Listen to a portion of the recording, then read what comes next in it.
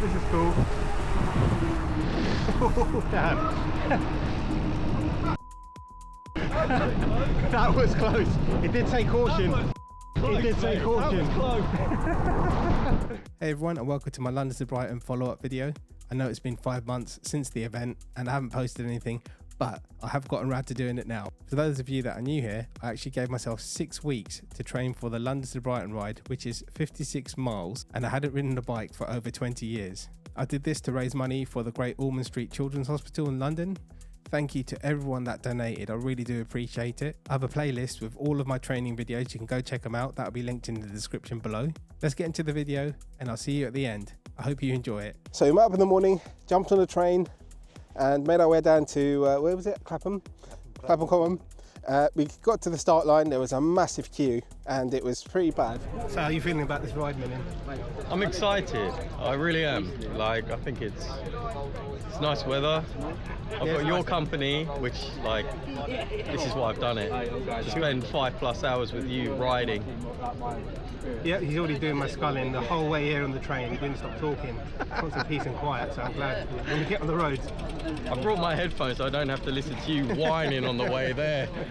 We were on completely wrong bikes and there was a lot of people in their Lycra, on fast racing bikes, etc. A few comments, especially to Serge, of good luck on that mountain bike. It was a nice sunny day. We started out just riding through London, right? That was really cool, seeing all the different cultures, smelling all of the smells. Yeah, it was the same smell all the way, right? Yeah.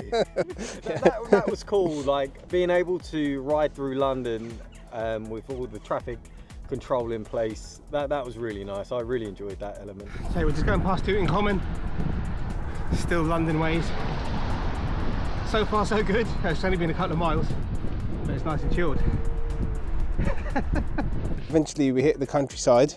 At that point I was alright, I was fine. Thought we were doing alright, weren't we? It was good, yeah. It was good. We were together cycling and just, going at our own pace. It's all countryside now. Lots of hills, lots of hills. Just hit the 10-mile mark.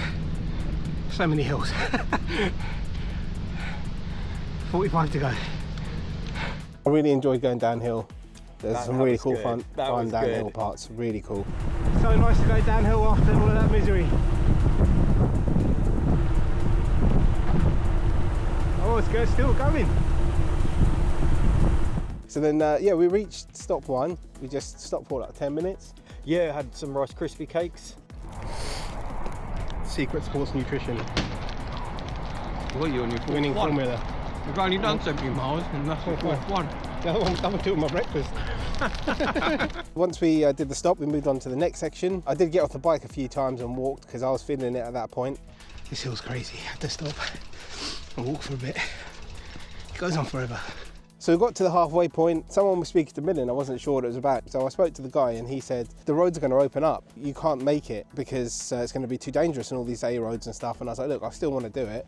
So they had this special bus which took our bikes and he asked us to onboard the bike so we could catch up. This is literally the slow coach. We were in the van and I said for a joke, I go, just take us to towards the end, just for a laugh. And that's what they actually did, because apparently on the way there they were like, no, they're going to start opening everything, it's too dangerous. So they took us to the shuttle bus. Yeah, the express shuttle bus. Yeah, which just got onto the M23 motorway. We're hitting 70 miles per hour to the next checkpoint. I packed a bag, one of those camelback bags, and it's basically where it's got a water pouch in it, because I thought, oh, I'll be smart. I just don't need to stop, I can just drink water on the way.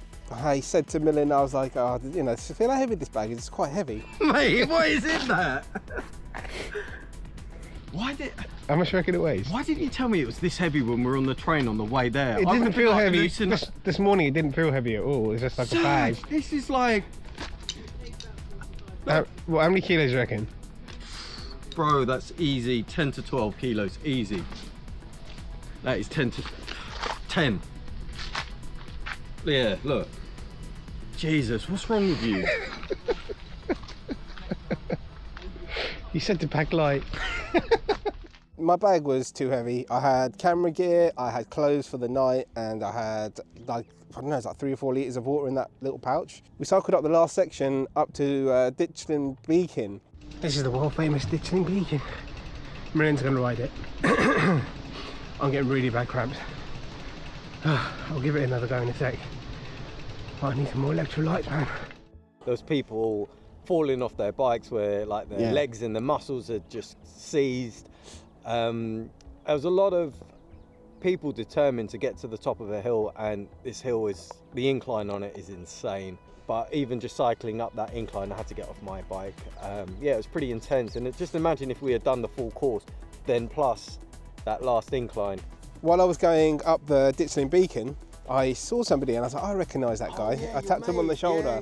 And it was actually Raj, who I met just randomly for the first time. But when I was doing the Seven Sisters hike, it was great to see him. Yeah, big shout out to him. He's a real positive, cool guy. Yeah, we had a good laugh. We went to the top of Ditchling Beacon together.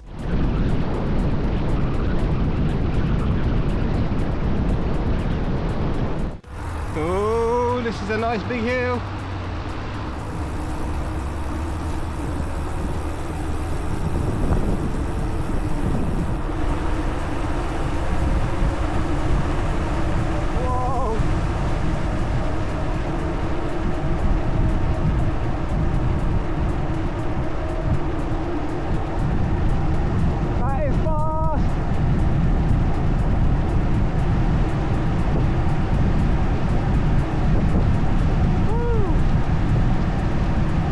The last section was going down through Brighton, down the high streets and all that kind of thing. Everyone was shattered.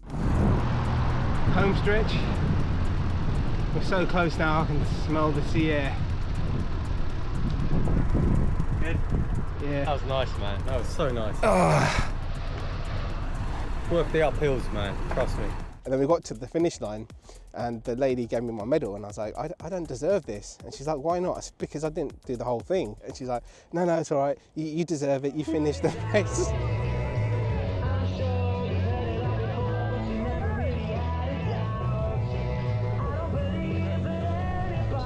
you. I actually, we skipped like 20 miles of it. They had to take us because we were too late for the water stop. So I don't really deserve this, to be honest. Top secret. And that's the story of my London to Brighton Ride 2024. Thank you to everyone that supported me by watching my videos, liking, commenting, and especially to everyone that donated. We raised £442 for Great Ormond Street Children's Charity in London. You guys are stars. And of course, a huge thank you to Millen for joining me on this awesome adventure and pushing me up those hills, even though we only managed to complete 36 miles of the 56-mile journey. So on to the next challenge.